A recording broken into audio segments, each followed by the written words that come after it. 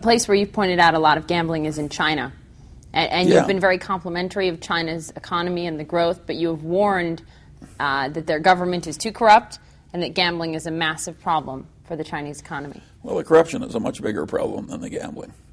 But yes, I think China should learn by our example and step down pretty hard on their speculative excesses.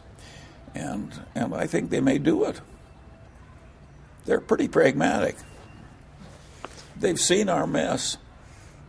I feel more hopeful about the Chinese making the right decision than I do about my own government. Well, and you've talked about how communism and capitalism in China work well together. So well that you probably wouldn't change it? But it's not really communism as we traditionally think of communism.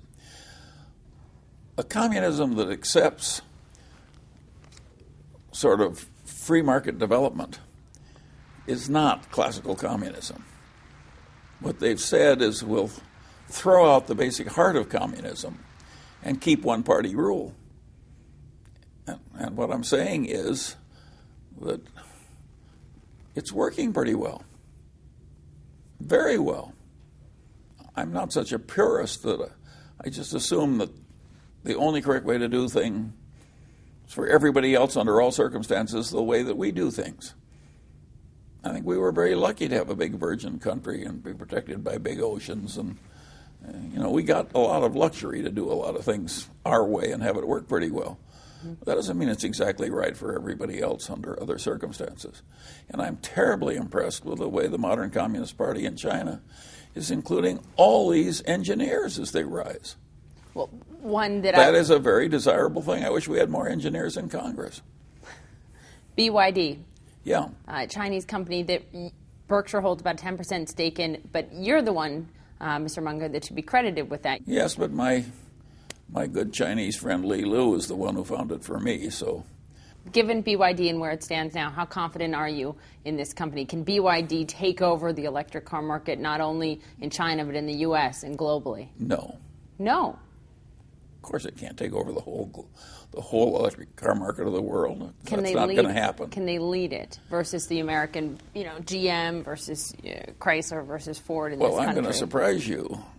I think the chances are pretty good that the biggest financial achievements of BYD have nothing at all to do with cars. I think a lot is going on in that company that is likely to help the world, and that there's talent and merit in that place that is awesome. And for a man as old as I am to have the fun of watching a place like this work so hard and so brilliantly on such important problems and with so much success, I feel like one of the luckiest men in the world. I could be an old man sitting on the country club porch, and instead I get to watch BYD do a lot of wonderful things that are going to help not only China but the whole world. Any specifics that you can give us? I mean, we know that this was, they made cell phone batteries, and then they made really good batteries to run cars, but it's far beyond that. Well, take a big lithium battery, which will time shift power in all of the utility systems of the world that need more and more time shifting of power as they draw more of their power from the sun and wind. This is not a slight advantage to humankind as it happens. And believe me, they will try and participate in that just as much as they possibly can, and to make every contribution that intelligence and will can enable them to make. And of course that's fun for me to watch. I'd much rather do that than watch somebody trade derivatives. Think of how much more constructive and how much more fun it is to interface with the people at BYD instead of the people on the derivative desk.